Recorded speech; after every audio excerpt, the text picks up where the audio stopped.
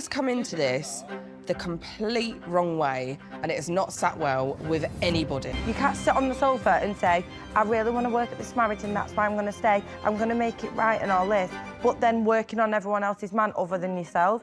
I remember saying it, and at the time I thought I was just, making stuff up. But, well, I think it's coming to pass, because I remember saying that the producers like Hannah, and I have a feeling that if any of the couples split up, they're going to do the same thing they did with Ella last season, whereby they're going to match her up with a different husband.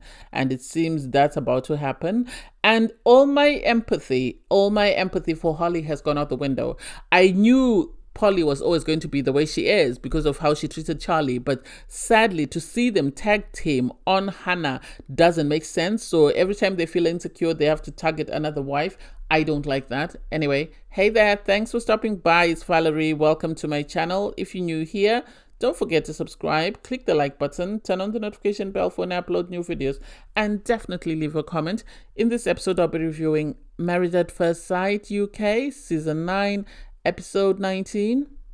Just when you thought we couldn't get any more dramatic, more or less, the producers decided, let's send them all on a couples retreat. And we all know those couples retreat are messy as hell. So they have couples retreat in this sort of where they have little cottages. So you get two couples sharing. And it's like, this is going to be messy. They should have put them all in individual sort of places, because this couple sharing, it's good for those that get along, but it's bad for those couples that have to share with a couple that's not getting along. And it seems Hannah and Stephen are it. And sadly for Amy and Luke, they're the ones that picked the short straw. I think because the producers thought they were doing very well and they were more or less a coming force, so they decided to settle them with Hannah and Stephen. And it's like, why? You have Polly and Adam sharing with Alex and Holly, and it's like, okay, maybe it makes sense.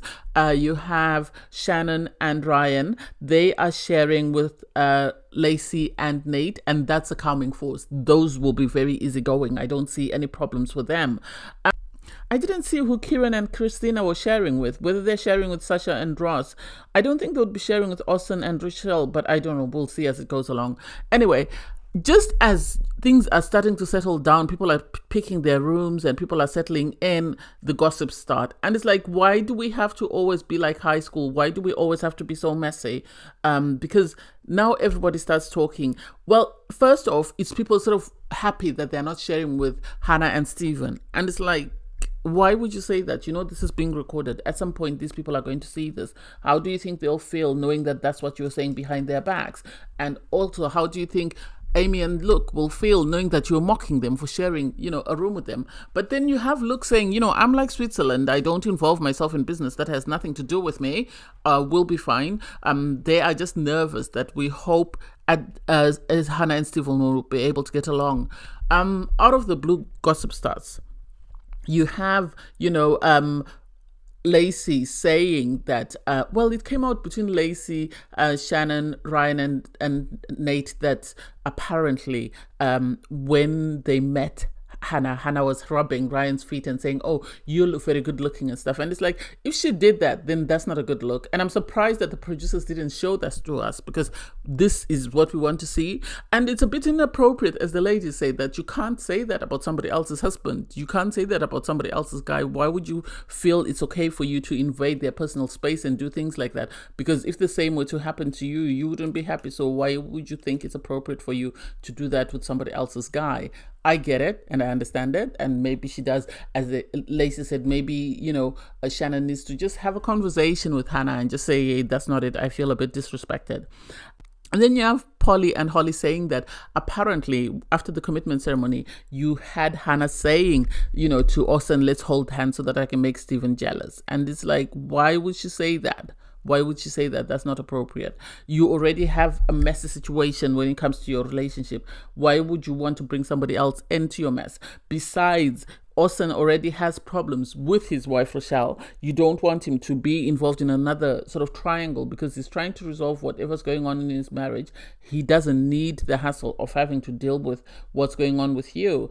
And when she's sort of confronted by, I think Stephen is looking for an excuse. I think Stephen is looking for, he likes the idea of going on free holiday, but I think he's looking for an excuse to break up with this woman, because he brings it up because I don't know who told him, and he says, why would you do that? That's not appropriate. I feel disrespected. You know, our marriage is not in a good space, so why would you feel it's okay for you to then turn around and do something like that? And it's like, I get where you're coming from.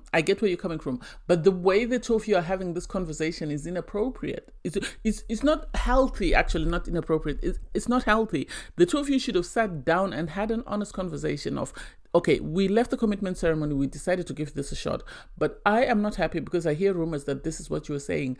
I think we need to respect each other's boundaries, and we need to learn to communicate, and hopefully we'll be in a better space. But I don't see that happening. I really don't. I saw some rumors about Stephen on Twitter. I'm not going to address those. As you know, I try not to dabble in gossip, because unless I have evidence, I don't want to be involved. And then you have Emma and Casper having a conversation where Emma is sort of saying that she realizes that, you know, she has some work to do, and she wants to stay because she really wants to work on herself and sit in her emotions, as she's been told by Paul to do. And you have Casper smiling. So Casper is happy that she's acknowledging that she does have faults and is hoping that they're going to work on them. He says, yes, he's in the space where he had decided to leave, so he's going to try and move away from that space, and hopefully they'll make things work. And so I hope they do. So you have Polly. I don't get Polly. For me personally, I'm a bit confused, because she did ask for more PDA. She did ask for more sort of words of affirmation or something in front of everyone, because she feels like, you know, this is what she needs to feel secure in a relationship. And I don't think it's because this is what she needs to feel secure.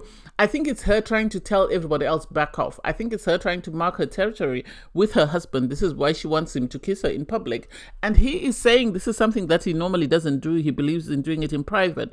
And it's like, would his exes say the same? Or is he just making that up because he doesn't want to be physically intimate with his wife in front of the cameras? Make it make sense? Anyway, because I have said it before that I think he likes her, but because she doesn't look like the type of girls that he's dated before, this is why he's behaving oddly, because he doesn't want to look like he's lowered his standards in front of his mates. He said, I'll run you a bath and I'll see if there's any rose petals, and I'll put some rose petals. And it's like, you shouldn't be asking someone to do stuff for you. Look at Ross and Sasha. Look at Kieran and Christina. They don't ask each other to do anything. They're always willing to do anything and everything. Even Amy and Luke for their partners, Nate and Lacey, because they like their partners. This man is not feeling you. This man has become friendly with you, and so he's decided to try and do as much as he can to make you feel comfortable so that the two of you can stay in this villa. But I don't think that he's still, you know, in a place whereby this marriage would last. And it's very surprising how he's done a 180 from where he was, where he said, I can't see myself kissing her, I can't see myself doing ABC, but suddenly he can see himself kissing her. Make it make sense? I don't get it. Oh my God, there is so much drama within the first couple of hours of arriving at this cabin. It's interesting. I wonder what it's going to be like by the time they get to the end of the week or the end of their stay. Anyway, so you have, you know, Hannah is crying because she feels like, you know, she wanted to really give this a shot and her husband doesn't seem willing to do so. And sadly, because she is upset, now you have Amy be upset because they're sharing the same space and she is having to watch somebody else cry. And now Luke is worried because his wife is crying because someone else is crying. And it's just like, oh my God. Yeah, we guess she's an empath. So she feels for Hannah, even though she doesn't have the full details of what's happened between Hannah and her husband Stephen, but it's going to be uncomfortable staying with people that are not getting along and that are crying, and there's a lot of, you know, back and forth. I get where they're coming from. I really understand and I really empathize with them for having to share that space. I like the fact that they tried to console Hannah and just make sure that she was comfortable, which was really sweet and very cute of them. Kieran and Christina couldn't be cuter. They couldn't be cuter if they tried, because she actually lets us all know that it's that time of the month. If you know, you know. And so she's going to be experiencing a roller coaster of emotions, and she just wants to give her partner a heads up, which is very good, because then he knows if things are not going great, then he knows why things are not going as they should, because she's already given him a heads up, so he has to be cautious. And I like how very understanding and compassionate he is. This is the difference now between Adam and Kieran, because Kieran is saying, this week is about Lacey. We're going to do everything I can to make sure that she's comfortable. well. Whereas you have somebody else saying, oh, this is not what I do, I'll have to try my best. And you have another husband who's saying, my wife is going through something, I'm going to do my best to make sure that she's as comfortable as she can be. And it's like, oh, they couldn't be any sweeter if they tried. They really couldn't. And obviously they're still battling this cold sore that won't go away. It's like, oh, poor things. I'm going to sound like a broken record. I remember a while ago, I said Rochelle and Orson need to leave.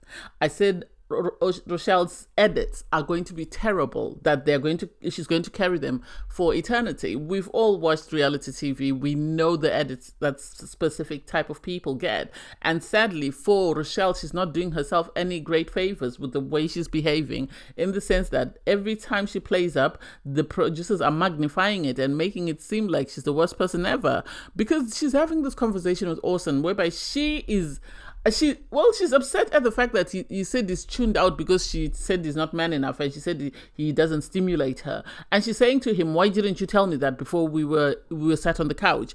And it's like, so why should he tell you every single thing that he's going through if every time he says anything, you belittle him? And if he had said, last time he told you about somebody cheating on him, you said he was making a big deal and you mocked him, and he said, how do you feel like your mates will feel knowing that you were saying this on camera about a relationship that ended 5 years ago? So I get why he wouldn't say that, and I get why he would have said that in front of the producers.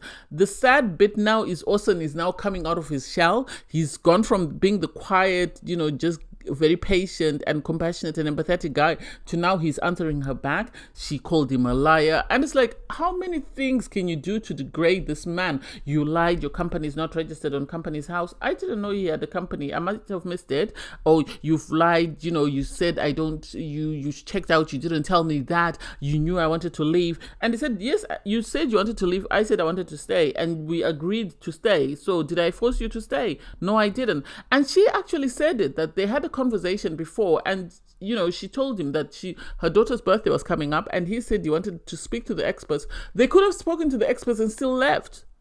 It's not like when you say you want to leave, the experts don't give you feedback. So they could have spoken to the experts and still left. So I don't get where she's coming from. And for her to continue to sort of emasculate this man, I don't get it. I really don't. She's called him a liar. She's told him you're weak. She's told him you're not man enough. She's told him you don't have leadership skills. And it's like, what more can you say? What more can you say? You're not coming across great. You're not giving yourself the opportunity for a fighting chance. After this show, it's really going to be hard work, hard PR to sort of get yourself to back where you were. Unless you want to come across as this, hardline woman and whatever, this edit is not doing her any service. The fact that, Orson said, I've checked out, I'm sleeping in a different room. It's like they might as well have a boys and girls sleeping area, because this is the second husband who's looking for somewhere else to sleep. So what's the point of sending people to a couples retreat if they're going to be sleeping in separate quarters? You might as well just say the ladies sleep on your own, the guys sleep on your own, and that's it.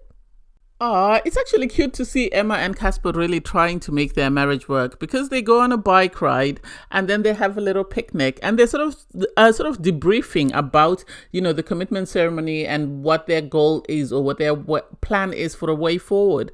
So they have a conversation about, what do we do from here on out? Because, what do you want me to do? Emma sort of asking, do you see any changes?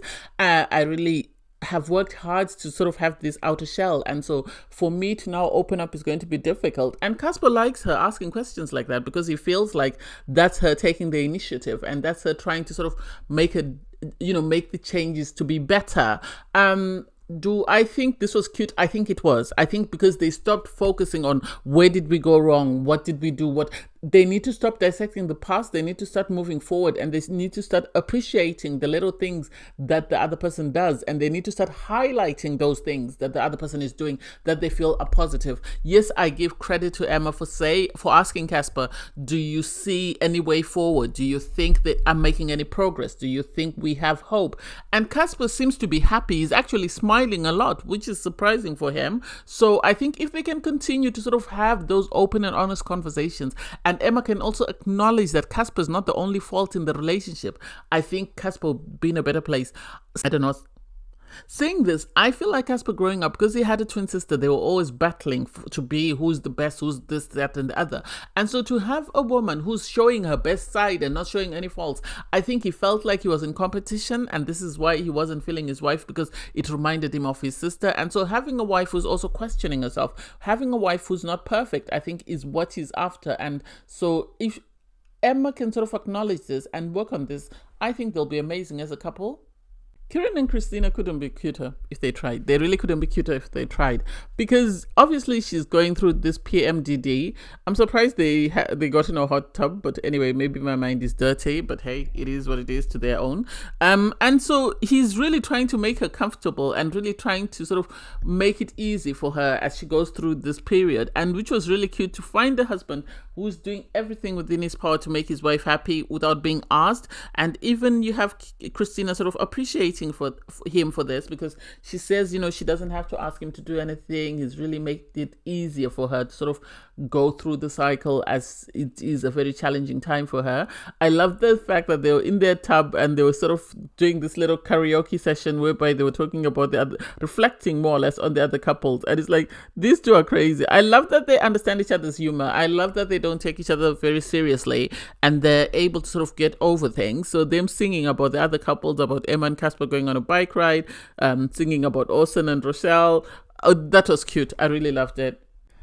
I guess Rochelle asked for a man and she's about to get him, because now Orson has stepped out of his gentleman phase. He's now in this phase whereby he is very angry. He is very angry because he has a chat with Alex, and Alex is sort of saying, you're both my brother and sister, so I don't get how things have got this bad. What happened? I thought you were understanding each other at the commitment ceremony.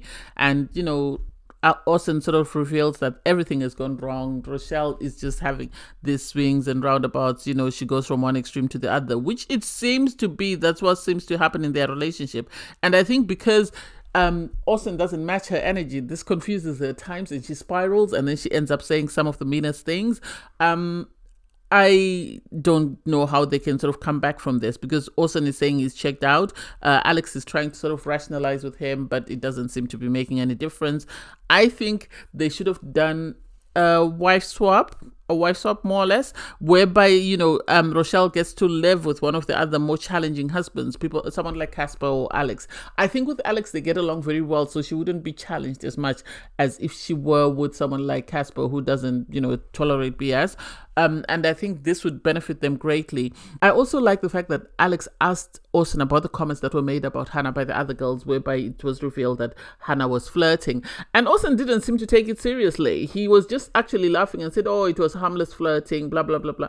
And Alex is right to say, if you know your relationship is not in a good space, you shouldn't be flirting with somebody else's husband, because that's not a good look for your marriage. Because how do you feel like your husband is going to feel when he hears that? And Orson is wrong as well to tolerate this sort of harmless or harmful flirting, whatever it was. You should have told her, I don't think this is a good idea. I'm flattered that you feel like flirting, but I don't think this is a good idea, because my wife and I are not in a good space. And out of respect for your relationship and my relationship, I don't think it's a good look. I said it before, I'll say it again. I think the producers like Hannah, and if Rochelle and Orson are going to split, I have a feeling that they're going to bring back Hannah and Orson. That's what I feel. Because I have a feeling they're going to try and match Hannah with somebody else, because she brings the drama. One thing about reality TV is the longer people stay on TV, the more their bad traits come out. And really, this is not a good look for Polly. This is not a good look for Holly. I used to empathize with Holly, especially given the way that her relationship was going with Alex. But now I don't know how I feel, because I empathize with how I felt he was bulldozing her. And I think, this is my opinion, unpopular opinion, I feel like Polly and Holly are intimidated by Hannah. I'm not saying Hannah is the best person, but I think they're intimidated by her. This is why they have decided to sort of go after her, guns blazing, because you have this conversation between sort of Amy and Hannah, and Amy sort of saying that I think we need somebody else who's been in the group a lot longer than us to sort of help us understand what's going on in the group. That way you find a way to navigate your way into the group, because if all the other wives are saying all this stuff behind your back, then it's going to be difficult. And so I think because Christina is going through a lot at the moment, they decided to bring in Sasha, because Sasha is a neutral party. She's in Switzerland at the moment. So Sasha comes in. And they start having a conversation, and Sasha reveals that, oh, she's heard about, Hannah being flirty with Ryan. And Hannah is taken aback because she thinks her issues are with Orson. She doesn't realize that, no, actually, there's somebody else in the equation. So she's taken for a loop because she says, how can I ever make my way or make any headway into this group if people are constantly accusing me of things with every single husband? And that's the truth, though. That's the truth, because it's sad that we don't have the footage to see exactly what's happened, whether this is just a storyline being created by the producers or whether this is something that actually happened. On the other side of the cottage, you have Adam with Polly and Holly speaking to Stephen. And so the girls are sort of telling Stephen that you need to be mindful that this is what your wife was doing. And it's like, why do you two feel the need to say that? Why do you two feel the need to be responsible for the breakdown of somebody else's relationship? You've had issues in your marriages and no one has said anything. I feel like Polly is a problem. She feels every time she's intimidated by someone, instead of saying, oh, actually, this person is better than I am, or I am out of my league, she always has to find a fault. She did the same thing with Charlie, and now she's coming guns blazing for Hannah. And instead of coming on her own, this time she has Holly to back her up, because they revealed the comments about the flirting, and they also talk about the issues with Ryan. And it's like, why would she do that? Why would they feel the need to do that or say that? And for this man, Stephen, to make himself the victim and say, I left my children to come here because I felt this was my last ditch attempt at getting married, and so to be matched with someone who's not serious. And it's like, bruh, you were not serious. We didn't even see your children at your wedding. We didn't, apart from one or two comments that you made about your children, we don't think you were serious about getting married. I think you were here just to be on TV, and that's it. And now you found an excuse to break up with your wife, and you're going to milk it for all it's worth because you've realized that she's not it. And sadly, Hannah reveals that they've had sex. And because they've had sex, Hannah has become entangled with this man, and she doesn't seem a way forward. And so I really don't get it. What do I feel about the whole situation? I feel like, yes, the producers want to neutralize the situation by bringing in Sasha, but I think they need to leave people that are in happy places alone. They need to leave those people alone. Sasha didn't need to be involved in this. If there was an issue, they should have sat down, Orson, Stephen, Hannah, with these gobble-mouths that are going on, Ryan and Sean, and then ask them to have a conversation to see where they stand in regards to the comments or the inappropriate behavior, and then take it from there. I don't feel like it needs to be a situation where they are bringing in, because now Sasha's put her foot in it because she didn't realize exactly what was going in. I think the producers gave her a quick debrief before throwing her into the lion's den, and now she's ended up saying something that, Hannah wasn't aware that there's also another gossip about Ryan going on. The last scene I didn't like. I really didn't like. I didn't like they are setting it up. It's as though, I knew it. Because I remember in my previous review, I said the producers like Hannah because she's bringing them the drama. She's the Ella of the season. So they're going to try and keep her on the show. If there's a marriage that's failing, they're going to try and keep her with that husband. And it seems they've decided to match her up with Orson, because they have her go and speak to Orson. Orson is in a dressing gown. I found it a bit inappropriate. Yes, I know he was in the hot tub with Alex having a conversation, but I still feel like they should have waited for him to get dressed. So she comes to have a conversation with him. And for them to be standing in this small little space, the whole setup wasn't it. It wasn't it for me. I think they're trying to sort of get them aligned and get them sort of matched as a couple. And I don't know why they do this. I feel if it's not working with your partner, people should go home. I don't think it should be a wife swap situation. It's married at first sight. It's not married at first sight. If you don't like your partner, switch on to the next one. That's not what it should be, because they have this conversation and they are both saying we were just flirting. It wasn't anything serious. We were just joking. We don't understand the big deal. And then there's inappropriate flirting as well, because you have Hannah say, oh, look at me standing in your kitchen having a conversation with you in a dressing gown. I can't take you seriously as a man. And it's like, why are we having this conversation? Why are we having this conversation? And even for Orson to say in his confessional, he thinks she's an amazing girl, and if she's feeling him, and then it gives an eye to sort of say then he's happy. And it's like, I feel like this is what I think. I don't think her comments towards Ryan were harmful. I think Hannah has a type, and sadly her type is more Alex and Orson type, because those are the two that we've seen or heard her flirt with. Yes, we've heard the comments about Ryan, but she's been more sort of on camera with Orson and with Alex when she made the comment about him working out. And so I don't know why she didn't ask for what she wanted. I don't know whether she went for what she felt that she should be with. And maybe if she had been honest with the experts and told them exactly what she wanted in regards to partner, they would have matched her with the person she wanted and she would have been in a better space. Do I think she's ideal for Orson? I think she'll eat Orson up for breakfast and spit him out the same way as Rochelle did. I don't think Orson is made to be with a challenging woman like that. But that's just my opinion. Anyway, thanks guys for watching. Please don't forget to like, share, comment and subscribe, and click the link in my video to watch my review from episode 18. Bye guys.